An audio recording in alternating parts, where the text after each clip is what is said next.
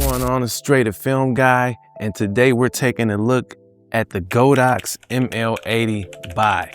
This is a compact bicolor LED video light, and I wanted to test it in the exact kind of environment where a lot of people will actually use it. I'm not talking about a giant studio or a commercial set, just a setup at home. So in this video, I'm using the ML80Bi as my key light. I've got my BTS camera rolling so you can see the whole setup. I have two accent lights behind me, one lamp, one window frame.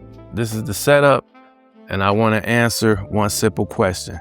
Is this actually a good light for creators who need something small, portable, and practical? Because on paper, the ML80Bi is a very interesting light. It's an 80-watt bicolor fixture. It has a color temperature range from 2800 Kelvin to 6500 Kelvin. It also supports app control. It has battery options, and it's built around a compact modular design. And I think they made it very clear this is supposed to be a light that gives you real flexibility without forcing you into a huge, heavy, overbuilt setup. And honestly, that's exactly why this light caught my attention. A lot of creators do not need the biggest light possible. Some of us are just at home creating content, and we need something compact to get the job done. And that's where I think the ML80Bi is trying to fit in, if that makes sense. Now, physically, this thing is small. You guys saw the unboxing. And that's one of the first things you notice when you take it out of the box. It doesn't feel like one of those lights that immediately takes over your whole room. And if you film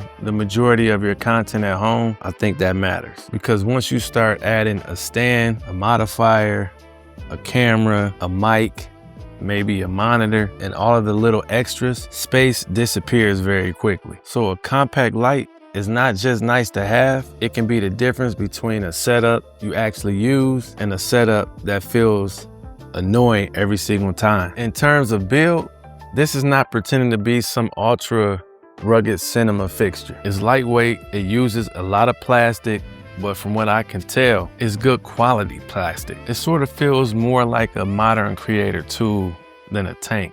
For me, I'm okay with that. That's fine, because I'd rather have something and easy to live with. Now let's talk about how I'm actually using it in this setup for this shot. I have the ML80Bi off to the side of the camera, roughly a 45-degree angle, and I'm actually bouncing it off of the ceiling, which is illuminating the area in front of me, acting as a key light and a field light. Normally, I would position the lighting a little bit different, but this thing has such a big output of power that I'm able to bounce it off of the ceiling at 3200 Kelvin, and this is the look I'm able to get. Now, when it came out of the box, it wasn't fully charged. I unboxed it and I started filming this. So I have the power cord running to it, and when I bumped it to 100%, it cut off after 5 minutes. And so now I have it at 30% and it's still lighting everything up. And the way it is set up, the light is soft and positioned well. You can get a very expensive looking image without using a huge fixture. And that's the biggest thing I've noticed with the ML80Bi. It fits a situation like this really well. It's about output in a package that feels realistic for solo creators. Another big advantage here is that this is a bicolor light. That means I can warm it up or cool it down, depending on what's happening in the room. If I want a more neutral, clean review look, I can push it closer to daylight. If I have warmer or ambient room lighting in the background, I can bring the ML80Bi down so the scene feels more neutral and less mixed. That flexibility is a huge deal when you're shooting at home, because home lighting is rarely perfect. You're constantly dealing with window lighting, or TV may be on, which causes like random colors and contamination, I would call it. So being able to tune the key light quickly is a real advantage. And you also can just hop on the app and control it from there as well. Another thing I like here is the overall look of it. Godox clearly designed this to work as part of an ecosystem. There are accessory options different powering options and ways to adapt the light. And if you ask me,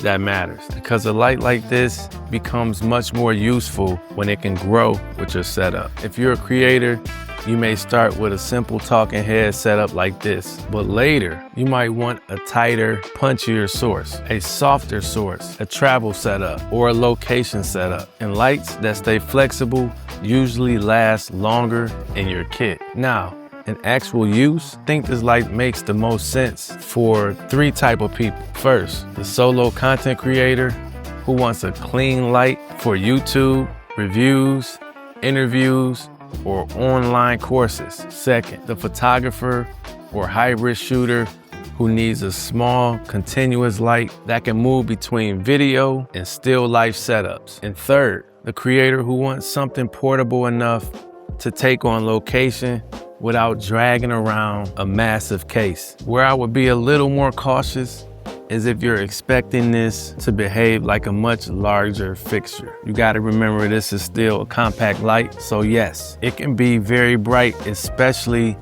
with the right reflectors or lenses. But the real strength here is efficiency and flexibility, not a super strong force, or in other words, this is a smart light, not an ego light, if that makes sense. And like I said before, I have this light at 30% bouncing off of the ceiling at a 45-degree, and the light itself is about 4 feet away from me. And again, it's illuminating really the whole room at 30%. At 100%, it was brighter than what I thought it was gonna be. Now, there are a couple of trade-offs though, so hear me out. The first is battery runtime. Let's talk about it. Godox says you can get just over an hour at full power with the ML80 battery. And for many people, that'll be enough for short sessions or portable work. But if you're filming a long day, you're running a light hard, you still need to think about power management. The second thing is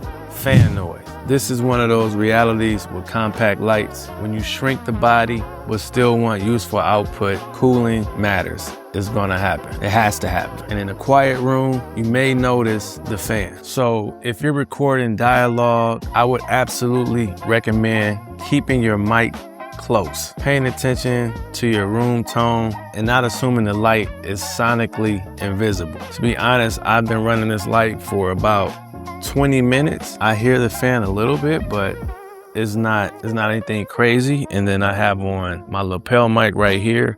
So I think I'm gonna be good. I won't know until I actually put this in post and take a look, but I think I'm gonna be good. It doesn't make it a bad product. It just means you should use it intelligently. And honestly, that's the overall story of the ML80Bi. This is not a light that wins by being the biggest. In my book, it wins by being very, very practical. It's easy to place. It gives you bi-color flexibility. It has good rated color performance. It supports app control, and it feels designed for real creator workflows.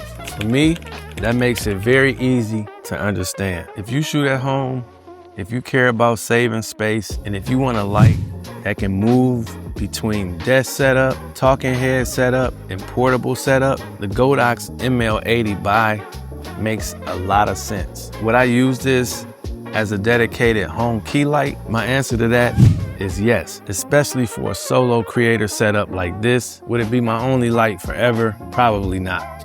But as a core part of a small, smart, modular lighting kit, I think it's very compelling. So my final take is this. The Godox ML80Bi feels like a light made for how a lot of people actually shoot. Small space, fast setup, flexible color, real output, and in the real world where equipment is often overbuilt, oversold, and oversized, that's actually refreshing. If you've been looking for a compact key light for home video production, this is definitely one worth considering. And that's my take. I'm going to include the link to where you can buy these. And if you are considering buying this light, make sure you leave a comment. Let me know if this has resonated with you. Make sure you subscribe, like the video, tap in, and look out for the next one.